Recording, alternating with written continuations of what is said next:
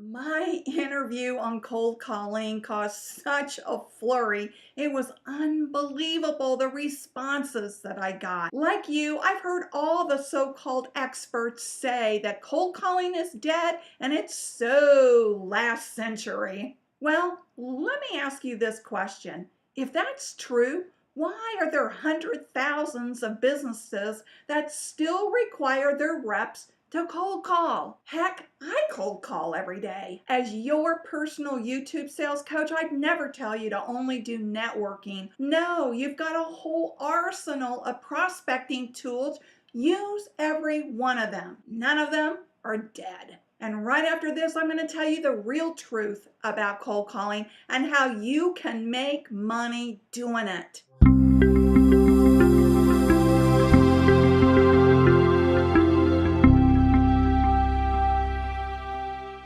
Hi, Christine Harrington here, your personal YouTube sales coach, coaching you on savvy selling to increase your income. So let's talk about cold calling. It even seems to be this taboo subject anymore too. No one wants to talk about cold calling and no one wants to admit they're doing it. But here's the truth about cold calling. It's still relevant.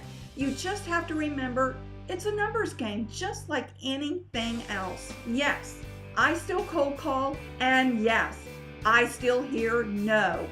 But I know that there is a yes coming right around the corner. And here's another truth. People that say that cold calling is dead, or people who hate cold calling, are really saying they can't detach from the rejection. Oh, sure, you can justify it by saying, why spend my time dialing 100 phone calls when only 3 to 4 will be warm leads, and out of those 3 or 4, only 1 will buy? Well, let me ask you this question. How many networking events do you have to attend to get a yes? And how much money do you have to spend on those networking events to get that yes? Cold calling is free. How many referrals do you have to get before you get a yes? You see, no matter what tool you're working with in prospecting, it's all a numbers game. Let's talk about another way to cold call, and that's doing drop-bys. Drop-bys are when you cold call face-to-face with a business. And I advise you to be very strategic about doing drop-bys. Just like cold calling, your only purpose is to find out who the decision maker is, not to sell face-to-face. You're only there to get an appointment and find out who you should make that appointment with. And if you're smart about it and savvy about it, you'll start to get to know the gatekeeper and the receptionist in the businesses and start to form a relationship with them.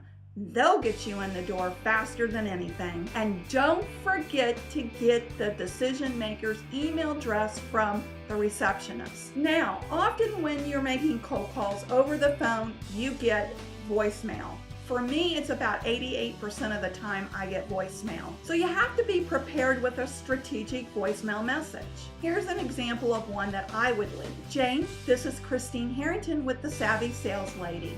My number is, and I leave my number. I leave it twice. I'm calling to set a brief 15-minute appointment with you to talk to you about how my services can improve sales and drive up your bottom line. Since I got your voice message, it's obvious you're busy. I'll give you a call back Thursday at 11 o'clock a.m. and hopefully your schedule will be open to take my call. I'll talk to you on Thursday. Christine Harrington with Savvy Sales Lady. My number is, and leave it again. Take the lead. Let them know you're going to be the one to follow up, and all they have to do is pick up the phone and talk to you. So many times I see sales reps set themselves up for frustration because they leave a voice message and ask the decision maker to give them a call back. Now, you and I both know that's never going to happen. So you take the responsibility and lead and let them know when you'll be following up.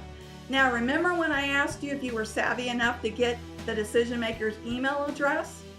Hopefully you did. And the day of the appointment, I usually send an email between 7 and 8 a.m. before their day starts. and let them know a reminder that I will be calling at 11 o'clock a.m. and hopefully they're available to be able to take my call. So let's say that I get voice message again.